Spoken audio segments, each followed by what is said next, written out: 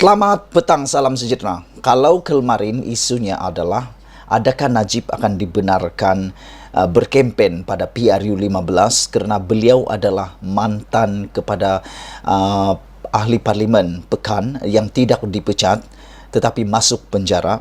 Jawapan kepada jabatan penjara, kita ucapkan sabas kerana jabatan penjara Malaysia dengan padu dan begitu tegas mengatakan Najib tidak boleh berkempen. Dia terikat dengan akta penjara, peraturan-peraturan penjara. Jadi oleh sebab itulah ramai orang kemarin mengatakan ya, Najib boleh berkempen tapi hanya dibenarkan berkempen di penjara.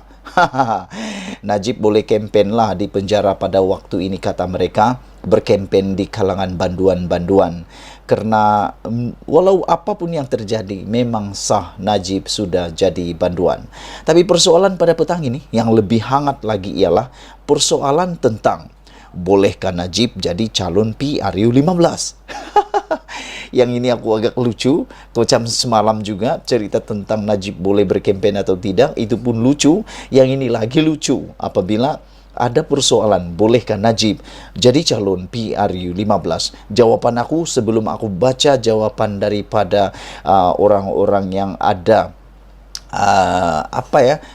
kelayakan dalam bidang kepeguaman dan undang-undang, aku secara peribadi, pemikiran aku yang waras dan yang ada pengetahuan sedikit tentang perlembagaan Malaysia, memanglah Najib tidak sah ataupun tidak boleh lagi dicalonkan sebagai calon PRU 15 kerana terang sudah bersuluh dalam perlembagaan Malaysia seorang yang muflis dan banduan. Bukan saja tidak layak mengundi, tetapi tidak layak untuk menjadi calon dalam PRU 15. Tapi jom kita tengok apa komen daripada orang-orang yang lebih pakar tentang perkara ini. Kamu tinggalkan dulu komen kamu tentang isu luar biasa petang ini. Persoalan, bolehkah Najib jadi calon PRU 15?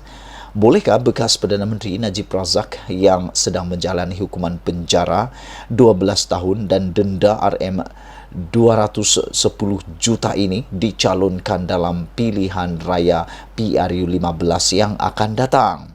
Pasti anda nak tahu juga dari segi perundangan bagaimana.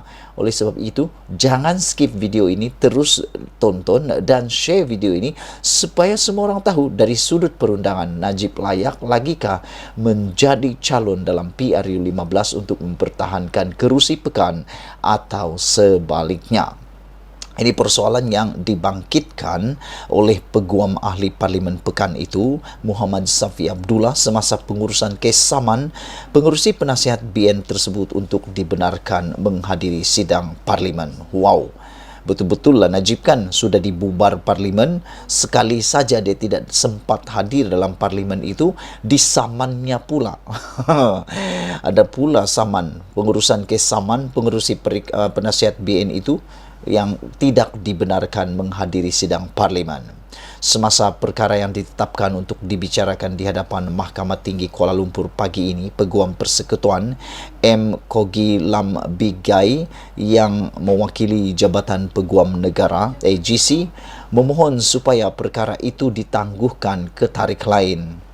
Wakil Undang-Undang bagi 3 responden iaitu Kerajaan, Menteri dan Dalam Negeri dan Komisioner Jeneral Jabatan Penjara memaklumkan bahawa mereka memerlukan masa untuk meneliti hujahan bertulis yang difailkan oleh pasukan Peguam Najib.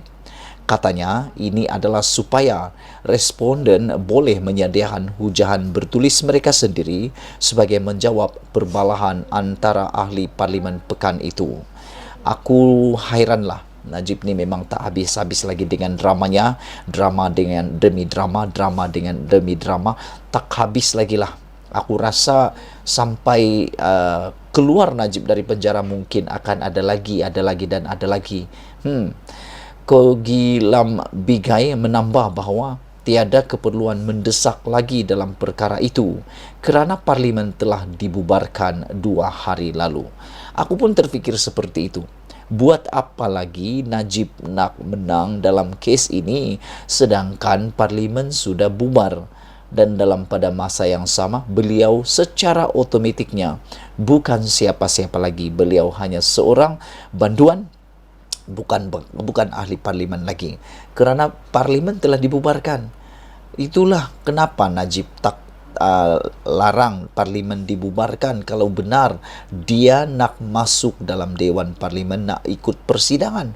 Kenapa Najib tak nasihatkan orang-orang yang berkaitan seperti Zahid Hamidi supaya tidak mendesak terus pembubaran parlimen, supaya dia ada peluang mengikuti persidangan parlimen? Sekarang parlimen telah dibubarkan, nak buat apa lagi?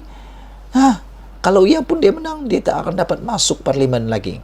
Pada ketika itu, Safi kemudian memaklumkan kepada mahkamah bahawa perbicaraan dijadualkan semula pada Jumaat ini kerana terdapat beberapa isu perundangan yang serius yang perlu diputuskan.